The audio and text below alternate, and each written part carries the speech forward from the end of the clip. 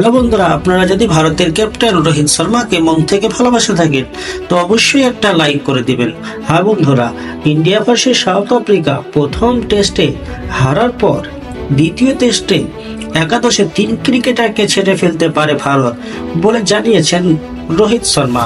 দক্ষিণ আফ্রিকার বিপক্ষে 2 ম্যাচের টেস্ট সিরিজের দ্বিতীয় ম্যাচে ইন্ডিয়া ভার্সেস সাউথ আফ্রিকার ভারতের প্লেইং 11-এ পরিবর্তন সবচেয়ে বড় কারণ প্রথম টেস্ট ইনিংসে 32 রানে পরাজয়। এই কারণে আগামী 3 জানুয়ারি থেকে শুরু হতে যাওয়া ম্যাচের জন্য স্কোরে জায়গা পেয়েছেন আবিশ খান। দ্বিতীয় টেস্টে 2 থেকে 3টি পরিবর্তন দেখা যেতে পারে টিম ইন্ডিয়ার। অলরাউন্ডার রবীন্দ্র জাদেজা দ্বিতীয় টেস্টে খেলতে চলেছেন। ফিট না হওয়ার কারণে জাদেজা প্রথম টেস্টে প্রথম একাদশে ছিলেন না, তবে এখন তিনি রবিচন্দ্র অশ্বিনের জায়গায় প্রথম একাদশে খেলবেন বলে আশা করা হচ্ছে। রবিচন্দ্র অশ্বিন প্রথম টেস্টে ব্যাট ও বল হাতে অবদান রাখতে ব্যর্থ হন। অশ্বিন প্রথম ইনিংসে 8 রান করলেও দ্বিতীয় ইনিংসে প্রথম বলে খাতা না খুলেই ফেরেন প্যাভিলিয়ন। অশ্বিন বল হাতে কার্যকর প্রমাণিত হন এবং 19 ওভারে মাত্র 1 উইকেট নিতে পেরেছিলেন তিনি।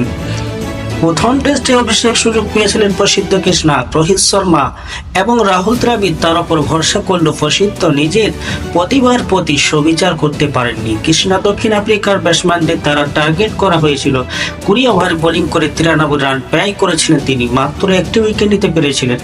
এত প্রায় বহল প্রমাণিত হওয়ার পরে কৃষ্ণা প্লেইং 11 থেকে বাদ পড়তে চলেছেন বলে অনেকে ধরে নিচ্ছেন। তার জায়গায় সুযোগ দেওয়া হচ্ছে পরে আবিশ খানকে। প্রথম টেস্টে ব্যাটসম্যানদের খারাপ পারফরমেন্সের পর আয়ার ও গিল সমালোচনার মুখে পড়েন। গিল এখনো টেস্ট ফরম্যাটে নিজেকে প্রমাণ করতে পারেননি। 19টি টেস্ট খেলার পরে গিলের ব্যাটিং গড় মাত্র 31। তা সত্ত্বেও টিম ম্যানেজমেন্ট গিলের ওপর আস্থা রাখবে বলে ধরে নেওয়া হচ্ছে।